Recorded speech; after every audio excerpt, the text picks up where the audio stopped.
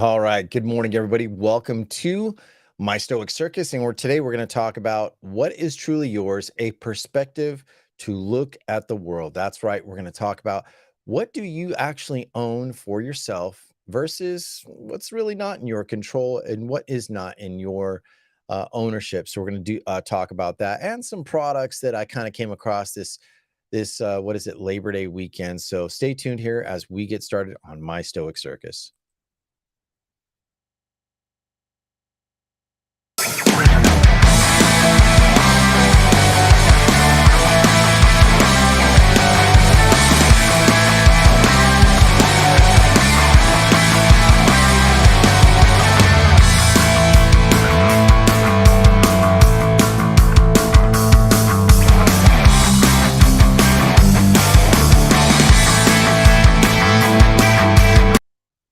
All right. Good morning, everybody. It was a great 4-day weekend. That's right. It was a 4-day weekend for myself and my family. And there was definitely a lot of strides for us. I actually just took time off.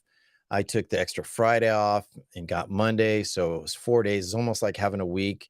Uh, I didn't really have an exact vacation planned, but coming back on a non-official day that I record my Stoic Circus, and it gave me perspective of like actually what I control. So when I read the Daily Stoic today, and it was Epictetus, of course, from his book Ashrodian, he talks about what is truly yours and what actually gets in your way. That's something to think about. And when we think about what is in our design, what our control, what we live with, what we want to have, you've got to think about, what are you levering yourself against? Um, do you feel entitled to certain things, or the world should go according to a certain order because the way that you're raised? That's really what is the question.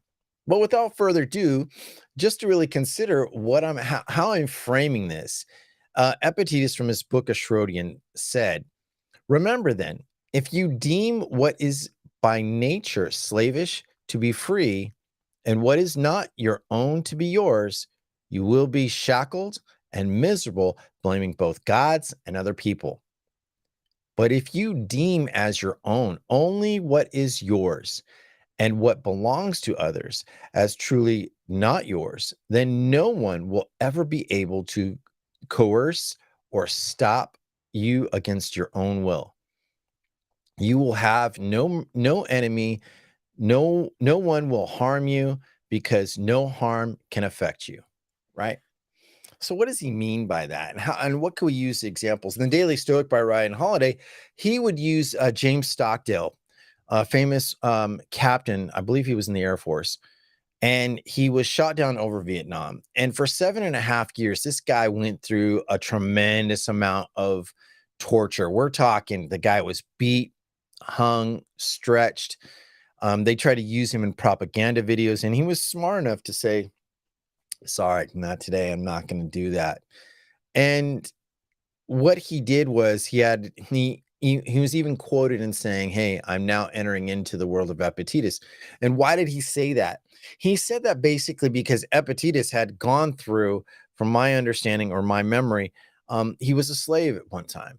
Now imagine being a slave and becoming a wise man. Matter of fact, I believe a story about him where one of his slave owners decided to break his leg on purpose, twist it to where he and of course, I'm sure he whimpered and was in pain and saying, "Hey, you did this," basically.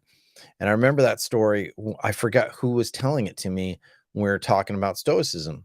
But the point is that he owned his own reaction and he didn't give the satisfaction to the owner. The owner was pissed. He was mad about who knows what. He just thought, I'd rather destroy another human being or see how far I can go, because I control him. But what James Stockdale had and Epictetus, they both had the control of their emotions. And that is really difficult in nowadays. Right now, in my opinion, I feel we are facing a depression. As I was shopping out and buying things, groceries, I noticed the price of meat and the quality of meat was definitely subpar. And what did that make me think? Instead of panic, it made me think, cover the basics, work with the basics. you also enter into the world of Epictetus. The world is going to constantly go through recessions and impressions, depressions. There's always going to seem like someone's trying to control the whole world. And maybe there is, but what do you control? What is truly yours? And a long time ago, or I shouldn't say not long ago, a while ago, I learned that the only thing I truly control is my words and my thoughts. That's right. Now, there are a lot of things that can make impressions on you. There are a lot of things that can really knock you down. But like many people say, hey, you control how you react to them. Even in the most horrible things, the most painful things, you control it. And understanding that self-control is probably the hardest task of what anyone can do. So how do we work on that, Jason? You might be asking that. I study Stoicism and a lot of other books. I read about writers who did things in the worst of times and in the best of times. And I feel that there's these cliche sayings, the worst of times make men and the best of times make weak men. I kind of feel like that's true. I mean, it's not just directed towards men, but it can also be directed towards women. And when we think about this, when I first read The Obstacle is the Way by Ryan Holiday, like I said, he's one of my favorite writers. And I read Robert Greene, and then I read James Clear. I read a lot of these influential speakers. I've read Winston Churchill. I've read books about Peter the Great. All these historical figures, and what did they have in common? They had a very impressive value of themselves.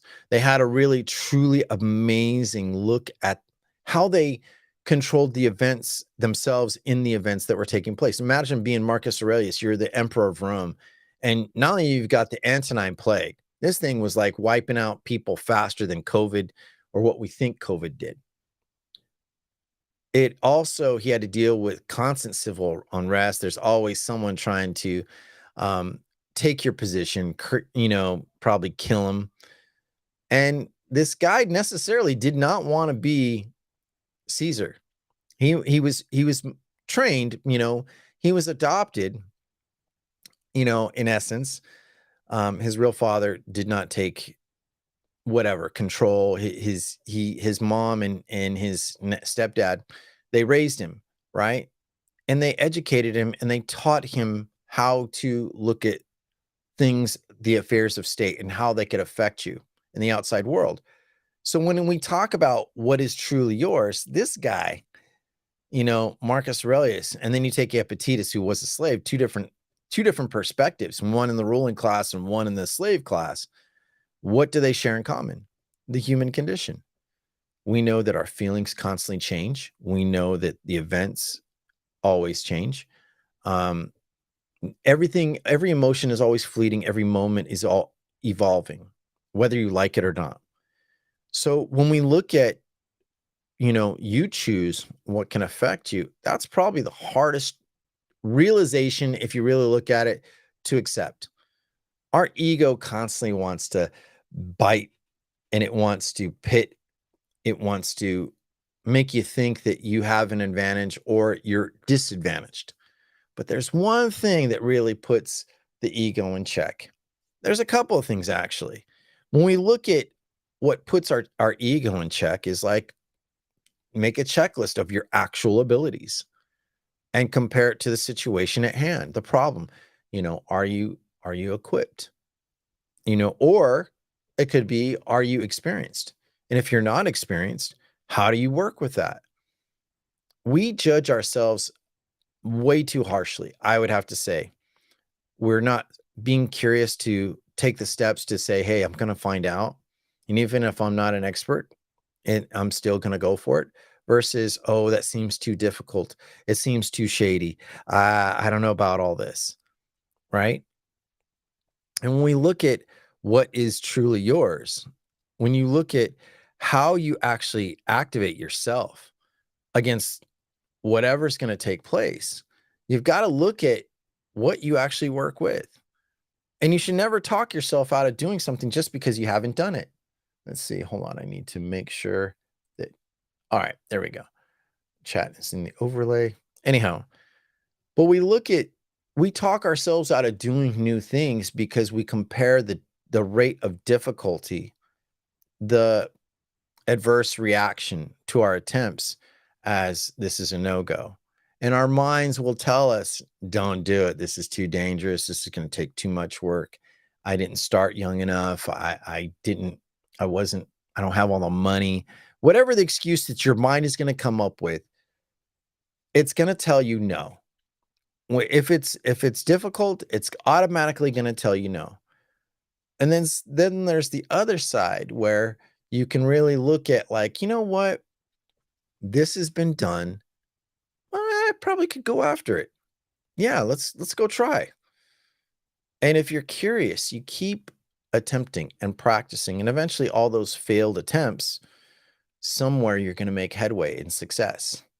But it's at what level do you keep going and what level do you stop? You ask for experience, you ask for other people. Or what if you're trailblazing? What if you're making brand new things that no one's ever done before? Because you were daring to be different. And that's why I say what you truly own is what you think, what you believe, what you understand, and what you dare to find out. Those are all within your control, right? But the world will tell you that you're not smart enough. It will reveal you don't have the ability, you're not in the financial standing, no matter what it is. But it has not changed in 5,000 years. The human experience, and I'm dating it back to 5,000 years. I'm not saying that's how the world really is. I'm sure it might be older. Doesn't matter. But for 5,000 years of history, there's always been bad times. There's always been good times.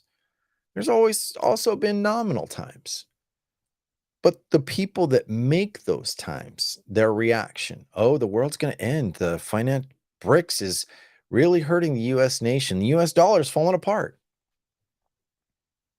The only difference between now, right now, and you go back 100 years, maybe 150 years, is the way that people communicate, the way that people connect. But you can't get away from the human behavior. You can't get away from human desire. You can't get away from want. And we always want a faster way. But as I've begun to understand, the faster way doesn't mean it's the best way. There's times I've got to learn things manually, and I appreciate that. I appreciate what is mine. Like this weekend, me and my partner were talking, and she was just relaying some messages, and she was just telling me she's had some breakthroughs, personal breakthroughs. And though I've remained silent about certain things, she kind of revealed to me and told me in so many different ways that she appreciated me and that she needed to be kinder. And there were things that were frustrating the both of us. There were things that I've done that probably were very bad. But, at the same time, it didn't mean that I escaped my consequences of my choices and the events that have taken place. It just means let's be free a little bit. Let's really look at what we control. And as she was revealing what she was telling me, about certain things that not to worry about what I do, but to worry about what she does. And I thought that was probably the most heartwarming thing she had said to me in a very long time. A partner, I mean, I've been dedicated, been loyal. We've been together 8 years, off and on. We've broken up and just whatever. But the point is that things aren't always as simple as they may seem. It also means that when things aren't what they seem, what do I control and how do I reveal myself according to what's unraveled? Maybe a financial problem, maybe a car issue, maybe a work issue. Whatever the issue is, the hardest part is when you're in the middle of the problem to stop, look at what's taking place, look at what you actually can apply yourself. Can you get some help? Or maybe you don't have any help. Whatever the case may be, your mind is an infinite tool. Your mind will literally put itself out there and, you know, it will figure something out. Maybe not at the time that you want it, but it will be figured out. And that's the hard thing. And especially, as we approach these times, when we look at what's actually being unraveled right now, then we got to think about, well, okay, what can I do in the moment? Calm yourself. The hardest part is when you're riled up, when you're triggered, you're very emotional. How do you calm yourself when it is the most stressful? And my answer to that is it's the optics. Unless you're in a life and death situation, a true life and death situation, you have to realize that this is a moment that is built up to be what it is and didn't just come out of nowhere. The events have unfolded. Now, the only thing I can say that you don't know what's going to come is like when you're in the ocean. You don't know what kind of wave is going to come up. You don't know what caused it. It's an act of nature. And that's really the point of the perspective of today is what is truly yours, is what is within your nature, what is within the nature of the world, and how you operate in it. And when we look at that, that's very important. Take away what is truly yours, how what you have in your possession may be temporary. It's not permanent. And I kind of like I like what Epictetus was saying in his thing. He's like, in the beginning, remember then, if you deem what is by nature slavish to be free, and what is not your own to be yours, you will be shackled and miserable. So what are that basically means the things that you don't have control over. You don't have control about the markets, but you do have control of maybe how you invest. And I've been reviewing books that have trying to retrain my mind about finance, how to retrain my heart about how I feel about my financial holdings and how I'm going to take care of my family. And I've taken silence, meditation, time, turned off the medias. I stopped being fed the condition. So that's the other thing. Unplug. Take time to unplug at least 3 or 4 times a week. And if you think about, if you go back a couple thousand years, the way that entertainment took place in people's lives was a small percentage. Small. They didn't have TV. They didn't have the internet. They didn't have their phones. They didn't have any of that. And what they did have, they had theater. They had performances. They had songs. And for short periods of time to entertain, to have leisure or leisure, to have joy in what wasn't reality, to create imagination. And yet they still had to occupy themselves within the human condition, right? And when you look at what they had, it's like they had each other. Like nowadays, people are not connecting, they're not getting married like they used to. The options are endless, or the responsibility seems so much. It seems more costly. Getting into a relationship or marriage is more of a liability, and having children, that's the thought. But we faced this before in human existence. But on the scale of being globally connected, now that's a little different. So when I say to you, limit your amount of distractions, you limit and you narrow your focus, it means something. Work on the things that make you happy. I was talking last week to some colleagues and friends of mine, and I asked the question. I didn't give them the answer, but I asked them, how many of you save 10% of what you make? And the first reaction that I got from people was simply this: you're flipping crazy. How can you save 10%? And I said, I just asked how many of you do. I didn't ask if you personally do. I didn't ask how. I didn't ask what percentage of your income. I just asked how many of you saved 10%. And not one person did. And I said, now that I got your attention, I said, now that I got your attention, and what if you don't know the math? So use your calculator or your phone and you type 0.10 times whatever the number of your net check, whatever your income is, multiply that. And whatever the answer from that is, you take that, you set it aside, you pay yourself first, right? You save that. And you think in your mind, this will be a part of my holdings. I will continue to save, not for what, but I will continue to ritually and practice saving. And you build up. Now, some people will try to get your attention and say, well, you can't just save in a savings account. I never said you did. You could save money for right now in your actual possession. You can actually buy a lockbox. You could buy a personal safe. You could take money out, which the banks don't want you to do. They don't want you to take all yours. They don't want you to hold your own money. No, they don't. Why? Because they conduct business that are not your affairs in their endeavors. By what you deposit in your account, they will loan against and create more business, buy properties, create avenues of business so they can create business loans. And then we have this credit system, right? You can't buy a home without having credit. There are certain things you cannot buy without having credit. So they know you're going to borrow.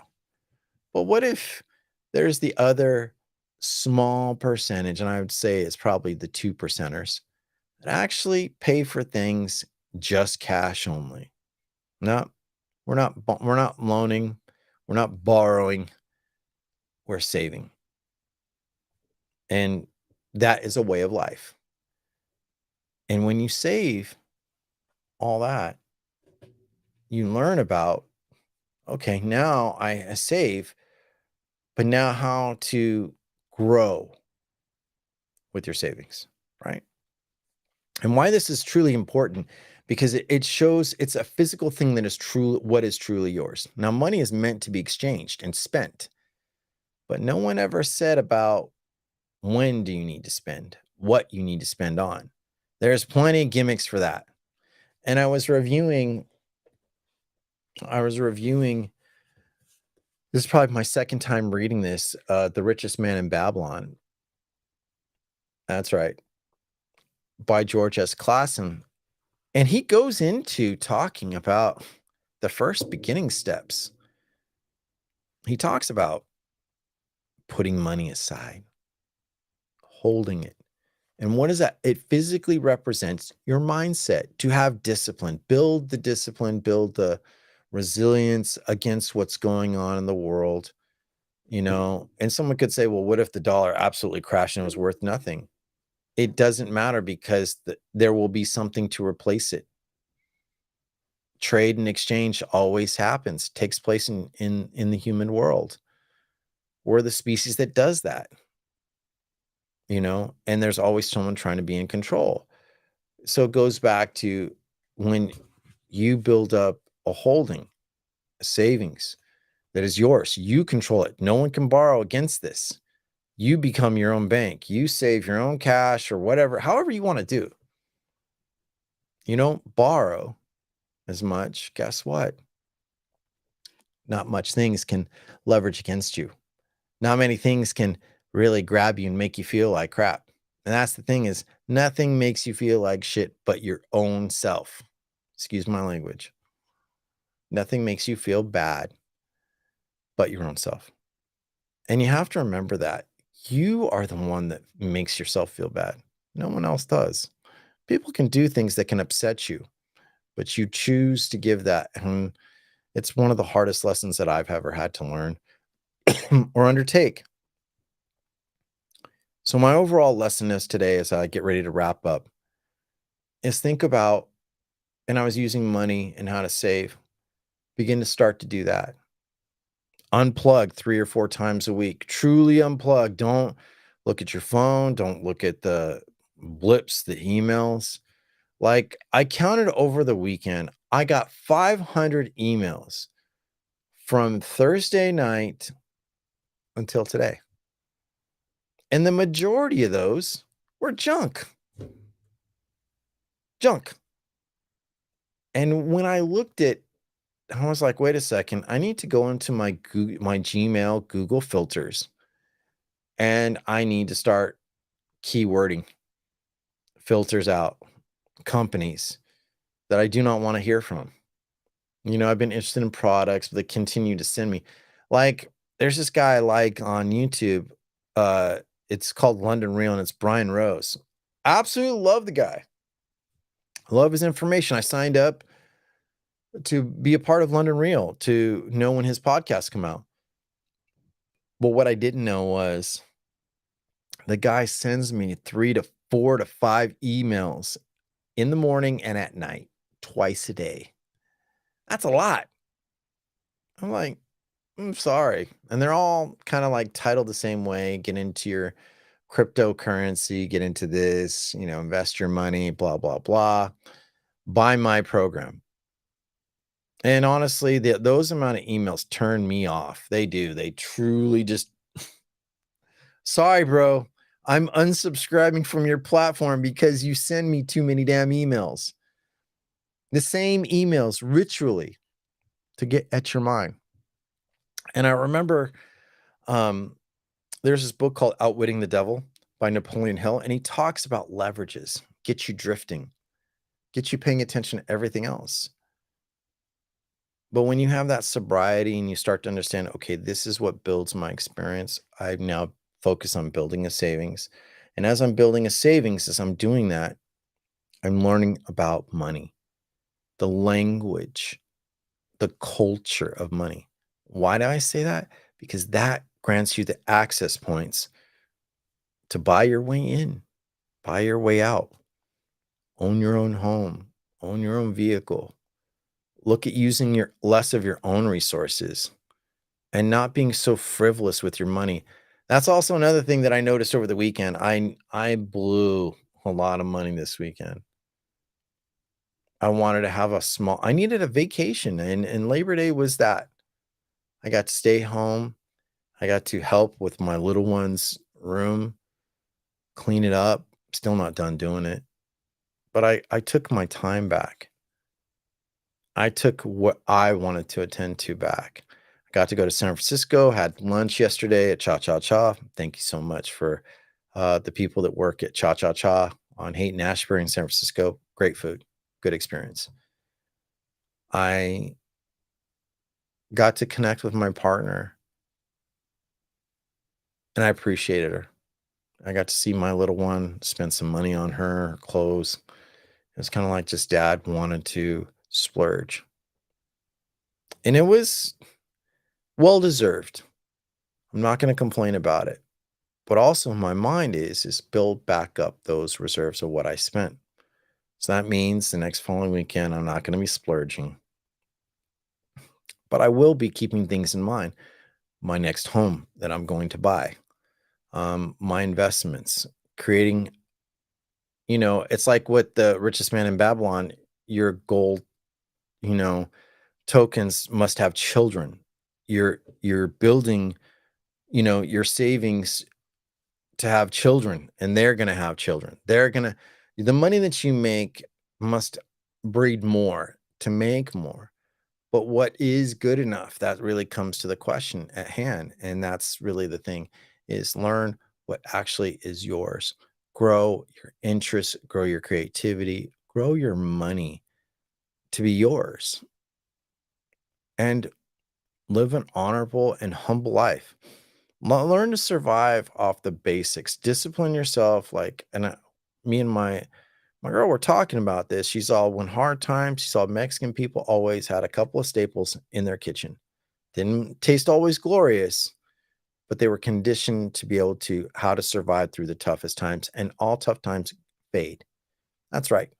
Every financial time and crisis fades. They go, as well as the most prosperous times. And having that constant discipline, there's always a pot of beans on the stove. There's always how to make rice. When you don't have meat, you got to grow your vegetables. These things grow your resources. Learn to discipline yourself. And when you have abundance, then you can buy the nice prime proteins. Appreciate it. So, and that's really the sum of the show. Control yourself, control your outcomes as much as you can with the bare necessities and resources. Well, that's all the time that I have. Replays will be available for those who are listening on Clubhouse, as well as um, you'll be able to see this on YouTube. Look up 72 The Architect, and you'll find my Stoic Circus. Today's episode is What is Truly Yours? A Perspective to Look at the World.